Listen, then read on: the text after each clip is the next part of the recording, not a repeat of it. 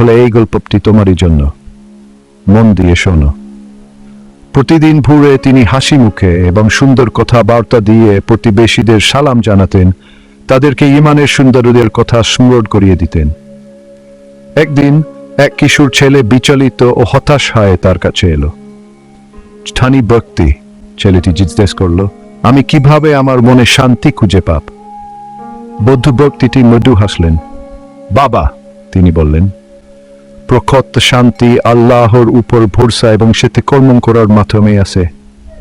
তিনি আরো বললেন, অসহায়দের সহায় করো, তোমার কাজে সেহ এবং সর্বদা নামাজ আদায় করতে ভুলো না। ছেলেটি তাকে ধন্যবাদ জানিয়ে চলে গেল।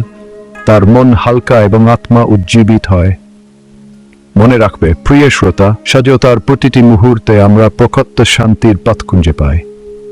আল্লাহর উপর ভরসা করো এবং তোমার কর্মগুলো তোমার ঈমানের